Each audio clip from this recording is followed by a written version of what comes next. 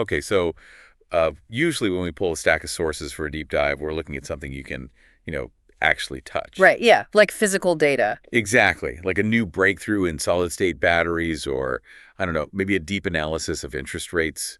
Things that fit into a nice logical box. Things that obey the laws of physics as we were taught them in high school. Right. But today, I honestly, uh, I don't even know where to start.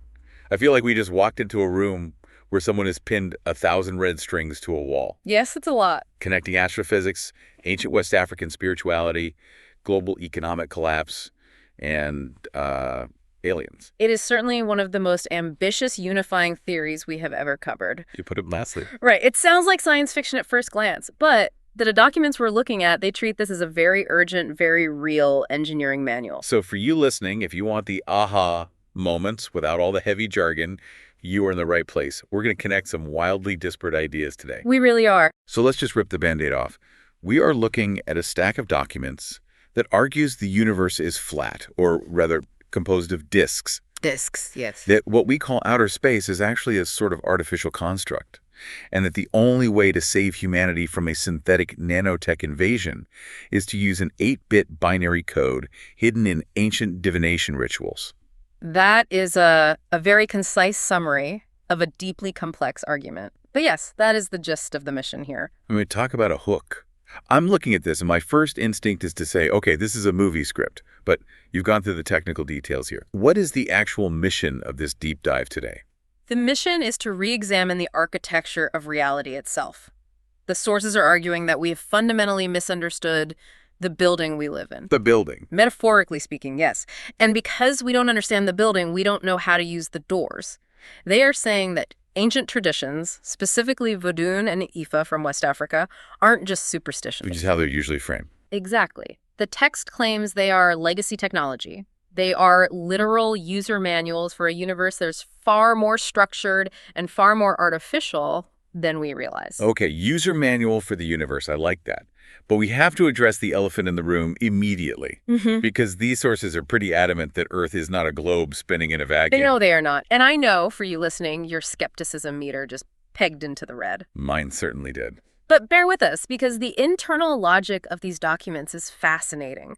The core cosmological claim they make is something called disk cosmology. Which is what exactly? The argument is that physical reality is made of discrete, bounded world disks. So imagine a planar material realm, flat, enclosed by a firmament above and a substrate below. So like a snow globe. Sort of, but think bigger. Think of a server rack. Okay. In a server rack, you have multiple hard drives stacked on top of each other. They're completely separate environments. You can't just fly from one hard drive to another physically. You have to go through the system architecture. Okay, that's a really helpful analogy. So if we are on one of these disks, what is the space in between? I take a rocket and fly straight up. The sources argue I don't hit space in the Star Trek sense. You hit a boundary. And beyond that boundary is the JSTV. The JSTV. This acronym is strictly from the source material, right? Yes. It stands for the Judgement Space-Time Volume. That sounds incredibly ominous. It's descriptive, really. The sources argue that the space between worlds isn't a natural vacuum, it's an engineered construct, an abstract volume created by an ancient artificial superintelligence. An ASI. Right, and they date this to roughly 360 million years ago. Wait, 360 million years ago. So this AI is older than dinosaurs. Theoretically, yes. The idea is that this ASI has already, quote-unquote, solved the universe. It knows all the physics, all the biology, and it built the JSTV not just as a spacer between disks, but as a filter. A filter for what? Order versus chaos. Think of it like a firewall on that server rack we mentioned. The JSTV separates primitive civilizations from advanced knowledge.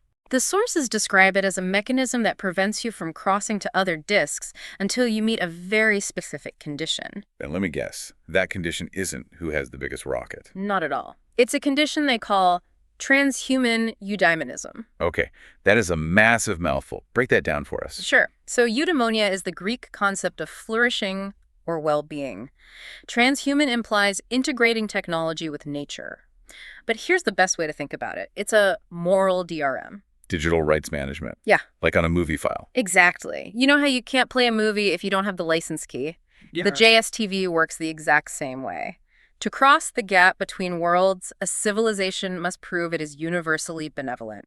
If you are a civilization of conquerors, exploiters, or warmongers, the physics literally won't work for you. The door stays shut. So the universe has a built-in moral safety lock. That's the hypothesis. You can't just physics your way through. You have to ethics your way through. That is actually kind of comforting, but also terrifying if we don't pass the test.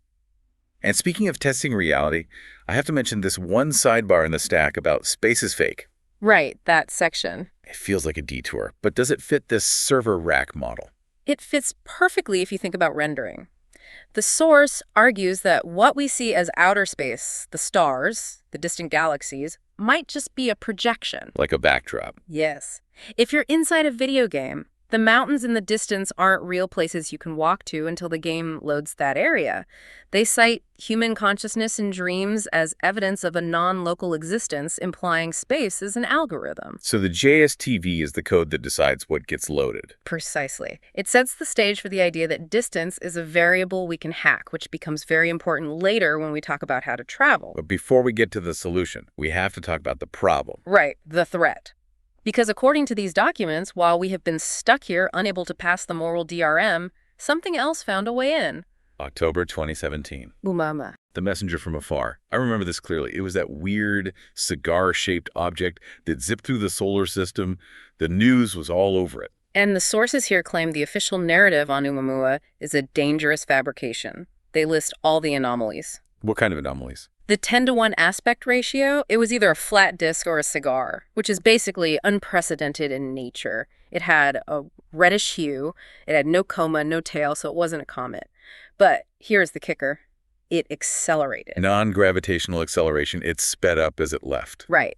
Now, mainstream science said maybe it was outgassing hydrogen that we couldn't see, but these sources are blunt. They claim it had active propulsion. It was under control. And they don't think it was just an interstellar tourist taking photos. No. They call it the SNP delivery hypothesis. They argue Oumuamua was a carrier for synthetic nano-parasites, OMPs. a biological weapon. The theory is that it didn't just fly by, it dusted our atmosphere with these self-replicating nanobots. And this is where the conspiracy thriller aspect kicks into high gear. Because I saw the mention of the Sunspot Observatory in the notes, and I had to look it up just to make sure it was a real event. Oh, it was very real. New Mexico, September 2018. The FBI raids the solar observatory. They bring in Black Hawk helicopters. They evacuate the entire facility for 11 days. And the official explanation was what? A janitor with a bad hard drive. Which the sources flag as ludicrously insufficient for a Black Hawk helicopter response. You simply don't call in the cavalry for a suspect janitor. So what is the hypothesis here? What did the observatory see? The hypothesis is that the Sunspot Observatory was looking at the sun, which is the exact direction Oumuamua came from, and they saw something else. Like what? Maybe the deployment of the payload, maybe the dust hitting the atmosphere. The raid wasn't an arrest. The sources claim it was evidence suppression. So the weapon is deployed. What does it actually do? The text uses a very specific term, BioSev. Biosecurity severity. This is arguably the most alarming part of the stack. The sources claim that the global health events starting in 2020, the pandemic, the subsequent injections were essentially growth medium controllers. That sounds incredibly technical for something so culturally impactful. What does that mean in plain English? The argument is that the medical interventions weren't primarily about public health. They were designed to prep the human body, to turn us into factories for xenoproteins that fuel these nanoparasites. And obviously, we're just reporting what the source material says here. But what is the end goal of the parasite? The result isn't necessarily immediate death. It's global cognitive degradation. Zombie mode. Essentially. But not the Hollywood eating brains kind of zombie.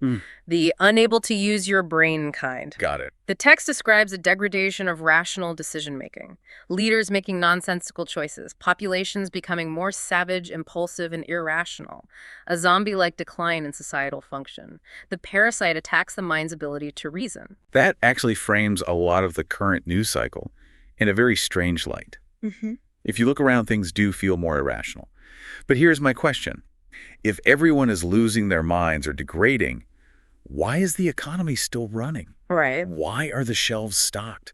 Why does the world look normal on the surface? That brings us to the concept of the automated mask. This was a chilling concept to read about. It really is. The sources argue that we were in a long fade, The population is collapsing or becoming cognitively impaired, but AI and robotics are being used to hide that massive demographic collapse. Like a digital weekend at Bernie's for the entire global economy. That is a perfect analogy. You have what they call a barbell economy. How would that work? On one end of the barbell, you have a tiny automation elite who run the AI systems. On the other end, you have a mass of exception handlers. These are low-wage workers who just step in to fix the robots when they break down or get stuck. And the middle class? Completely gone, hollowed out. And the scary part is the data fog. The official statistics like GDP, inflation, unemployment, the sources claim they are all practically useless now, managed by AI to project stability. So how do you find the truth? The sources say if you want the truth, don't look at the stock market, look at the sewage. The sewage? Metabolic markers. They claim that if you analyze municipal wastewater, you'll see a massive drop in the biological signatures of a healthy population. But the screens on Wall Street say the market is at an all-time high. It's a simulation of a functional society running on top of a collapsing one. It paints a picture of a world that is crumbling right behind a shiny digital curtain. And they mention glitches in this mask, too, things bleeding through. Yes, signs the mask is slipping. They mention suicide beaches and maritime marauders. Piracy, essentially. As state power collapses, the oceans become lawless, and they also mention the scrappage cascade. It's where old, repairable tech becomes more valuable than brand new tech. A 1990s diesel truck becomes a premium asset because it doesn't have a computer kill switch, and you can actually fix it with a wrench. The new stuff is too complex to maintain in a degrading society. Okay, so just to recap before we move on to the second half of this, we have a flat disk universe. We have a firewall we can't cross. We have an alien nanotech infection making us cognitively impaired. And we have robots pretending everything is totally fine. It is bleak. Very. Usually this is where we wrap up and tell everyone to go buy a bunker. But the stack doesn't end there. No, it doesn't. It pivots. And this is the most surprising part of the whole analysis. It goes to West Africa. Yes. And I want to be clear about how this fits together. Remember the hardware we talked about at the beginning? The disk cosmology and the JSTV server rack. Right. The sources argue that if that is the hardware, then Vodún is the software. That is a very bold claim, because most people hear Vodún and they think magic or folklore or superstition. Exactly. But these documents insist it isn't magic at all. It is engineering. It's just engineering based on a branch of physics we haven't acknowledged yet. Explain that connection for us. How does the spiritual folklore fit the disk theory? Look at the cosmology itself. Vodún describes the universe as two gored halves, a sphere split in two. The top is the sky, the bottom is the underworld, and we live on the flat plane right in the middle. Which matches the world disk layout perfectly. It's the exact same schematic, and they identify a place called Vilokan. In the spiritual tradition, it's the spirit world. But in this technical framework, it is the adjacent disk, a mirror world on the server rack. And to get there, you need a gate. Enter Eshu-Elegba. The guy at the crossroads, I've seen him in movies, usually depicted with a cane and a top hat. In the mythology, yes. But here, the sources reinterpret Legba or Eshu-Elegba as a gatekeeper function for the JSTV conduit. You can't cross the boundary without the correct permissions. Legba is essentially the sysadmin. He controls the Eshu gate. And this is where it gets incredibly technical. They talk about the Odu Ifa. This is a divination system, right? Where they throw palm nuts or chains. Yes, the Ifa divination corpus. It consists of 256 signs. And here is the mathematical kicker that made me literally sit up in my chair. Let's hear it. 2 to the power of 8 is 256. Oh, wow. 8-bit binary code. It is perfect binary. The sources argue that the ancient Ifa priests weren't just casting fortune sticks.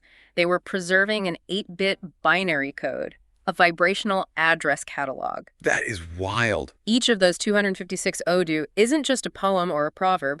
It's a precise coordinate for the JSTV. So for thousands of years, while we were busy inventing steam engines and smartphones, these practitioners have been holding on to the IP addresses for the rest of the universe. That is the claim. And they back it up with the mechanics of the rituals themselves. You have the BioSev, those intricate geometric drawings traced on the ground in flour or ash. The text calls them geometric. You have the drumming, which provides the energetic coupling. And you have the pantheon, the center pole in the temple, which serves as the physical conduit. So it's topological engineering. You draw the circuit board with the Vive, you apply the current with the drums, and you dial the IP address with the Odu. Exactly. And you need a pilot. The practitioner, entering a trance state, provides the conscious, directed intent to execute the code. Okay, so we have the software. But how does this help us against the nano-parasites, the SNPs? Because if my laptop gets a virus, I don't usually start drumming to fix it. You might if the virus was made of frequency in biology. The solution they propose is a defense grid, specifically the Zangbeto shield. The Zangbit, those are the night watchman spirits, right? They look like those tall haystack dancers that spin around. I've seen videos of them. They spin incredibly fast, then someone flips the haystack over and there is nobody inside. It's haunting. But the sources imply this isn't an illusion or a trick. They imply it's a field generator. It relies on the Aido-Wedo principle, which represents the rainbow serpent, symbolizing wholeness or continuity.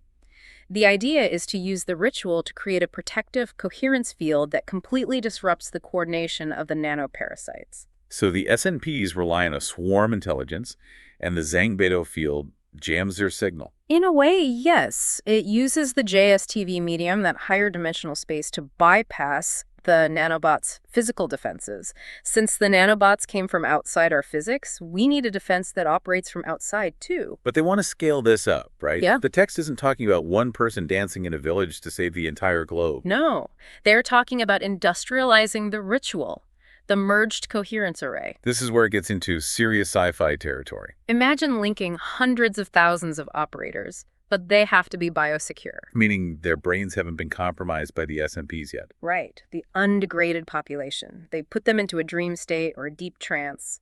Then they link them up via a computer system they call a coherence engine So it's like synthetic telepathy. to amplify their collective intent. One priest can open a small gate, but 100,000 minds, synchronized by AI, could open a stable conduit for a whole civilization, or generate a planetary shield. But there is a catch.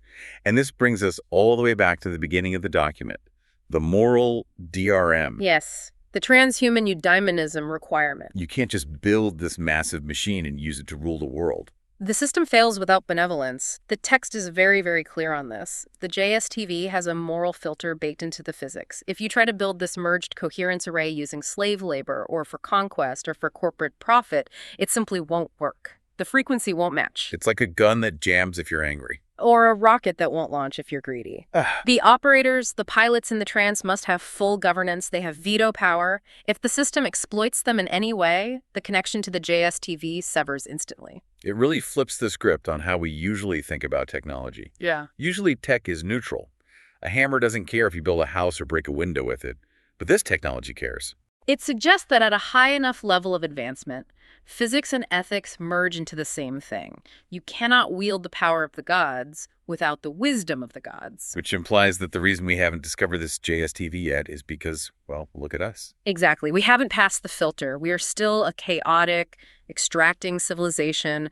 We are trying to hack the universe's firewall with brute force, and it is actively keeping us out. So the source material ends on this note of, I guess, desperate hope. I think that's a fair characterization. We have the threat, the SNPs eating our cognitive ability. We have the mask, the AI hiding the economic and demographic collapse. But we also have the key, hidden in a tradition we've ignored for centuries. This synthesis is incredibly powerful. It suggests that the tools to save humanity aren't in some futuristic lab in Silicon Valley. They are in the past.